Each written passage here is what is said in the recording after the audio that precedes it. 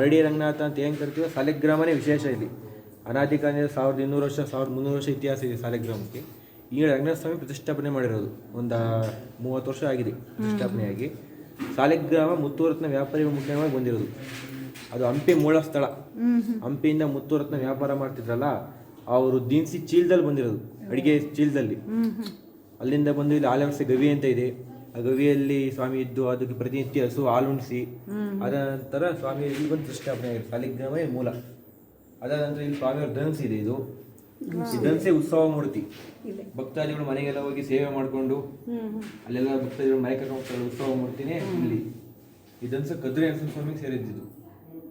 ಆ ಕದ್ರಿ ನರಸಿಂಹ ಸ್ವಾಮಿ ಕಡೆಯವರು ಇಲ್ಲಿ ಬಂದು ಸ್ವಾಮಿಯವರು ಅಳತೆ ಮಾಡಿ ಇಲ್ಲಿ ಮಾಡಕ್ಕೆ ಹೋಗಿದ್ರಂತೆ. ಅದು ಒಂದು ಇಂಚು ಜಾಗ ಅಲ್ಲಾಡ್ರೆ 12 ಜೊತೆ ಏನೋ ಎತ್ತು ಕಟ್ಟಿ ಎಳೆದ್ರಂತೆ. ಅಲ್ಲಾಡಲಿಲ್ಲ ಆ ಸ್ಥಳ ಬಿಟ್ಟು. ಅವಾಗ ಜ್ಯೋತಿಷ್ಯ ಕೆಳಗೆ ಹೋಗಿ ಆ ರಂಗನಾಥನಿಗೆ ಸ್ಥಳ ಇದೆಯಾ, ಅದಕ್ಕೆ ಅವ್ನ ಕಾವಲಿಗಾಗಿ ಬೇಕಿರೋದು ಅಂತೇಳಿ ಧನಸ್ಸನ್ನ ಇಲ್ಲೇ ಬಿಟ್ಟು ಹೋಗಿದ್ದಾರೆ. ಅವತ್ತಿಂದ ಇಲ್ಲಿ ಉತ್ಸವ ಮೂರ್ತಿ ಇದೆ. ಆ ಕಡೆ ಮಹಾಲಕ್ಷ್ಮಿ ಅಮ್ಮನವರು ಇದ್ದಾರೆ, ಈ ಕಡೆ ರಾಮಾನುಜಾಚಾರ್ಯರು ಮತ್ತು ನಮ್ಮಾಳ್ವಾರ್ ಇದ್ದಾರೆ, ಅದರ ನಂತರ ಕರಿಯಣ್ಣ ಕೆಂಚಣ್ಣ ಇದ್ದಾರೆ.